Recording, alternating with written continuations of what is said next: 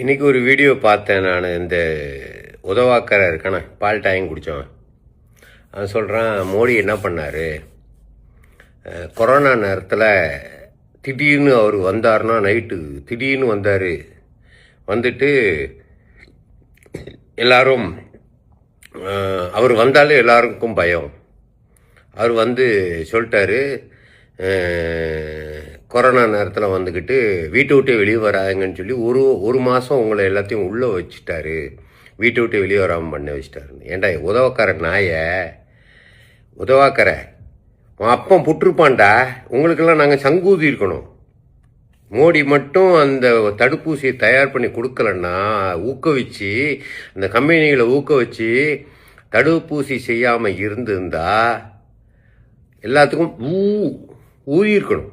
உனக்கும் உங்கள் அப்பனுக்கும் எல்லாத்துக்கும் மொத்த குடும்பத்துக்கும் ஊதியிருப்பாங்க.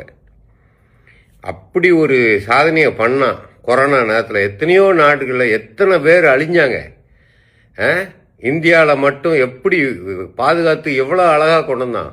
அவனை நீ இன்னைக்கு நக்கலாக பேசிக்கிட்டு இருக்கான, அவரை நக்கலாக பேசிக்கிட்டு இருக்கா. புட்டிருப்பீங்கடா. நேரம் உங்களுக்கு நேரம் இது வந்ததுனால நீங்கள் இன்றைக்கி உயிரோட இன்றைக்கி மைக்கை பிடிச்சி பேசிக்கிட்டு இருக்கிறீங்க. அவரை வந்து அவ்வளோ கேவலமாக பேசுகிறீங்க. என்னடா எச்சக்காரனாய்களா. அடுத்தது டிமானிட்டைசேஷன் கொண்டு வந்துடணும்.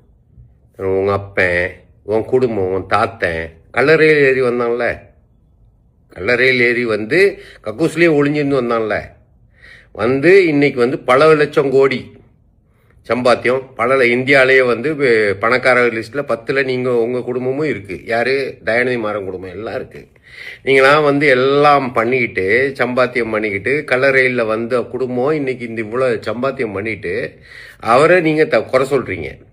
என்னன்ட்டு டிமானிட்டேஷன் பண்ணானா? நீங்கள் வந்து முழுக்க கார்பரேட் தான். இன்னைக்கு நேற்று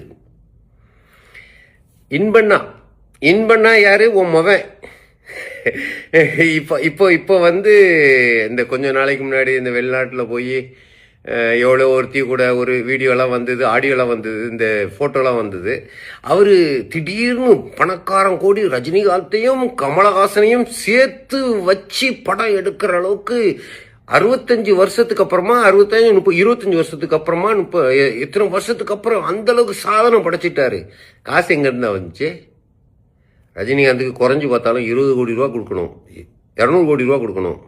கமலஹாசனுக்கு ஒரு சில்லற பையன், உன் கூட அடிமையாக இருக்க, உங்கள் கட்சியில் அடிமையாக இருக்கிறவன், அவனுக்கு மிஞ்சி போனால் ஒரு 10 கோடி ரூபா கொடுத்துக்கிட்டு நீ இதை மட்டும் படம் நடிச்சுக்கோன்னு வச்சுருப்பீங்க. படம் எடுக்கிறதுக்கு மிஞ்சி போனால் குறைஞ்சபட்சம் 300 கோடியாவது செலவாகும், 400 கோடி செலவாகும். இங்கேருந்து எங்கேருந்து வந்துச்சுடா? இன்பண்ணாக்கு படம், இதுக்கு முந்தின படம் இன்பண்ணா. நீங்களாம் வந்து இந்த உங்கள் 200 ரூபா ஊப்பிகள்லாம் கழுவி விடுற இன்பண்ணாக்கு எங்கேருந்து வந்துச்சு பணம்? இவ்வளோ பணம், இவ்வளோ எடுக்கிறதுக்கு பணம் எப்படி வந்துச்சியா? எல்லாம் பைத்தியக்காரனாக இருக்கான்னு நினச்சா நீங்கள் பாட்டுக்கு எல்லாம் சொல்லிக்கிட்டு இருப்பீங்கடாடாண்ணே. டிமானிட்டைசேஷனுக்கு பற்றி நீ கேள்வி கேட்கா. நீங்கள் பணம் சம்பாதிச்சு கள்ளப்பணம் வச்சுக்கிட்டு எல்லா இடத்துலையும் கருப்பணத்தை வச்சுக்கிட்டு நிறைய விஷயங்கள் தெரியும் ரசா. எல்லாத்தையும் ஒவ்வொன்றா உடைக்க வெயிட் பண்ணிப்பார். சரியா?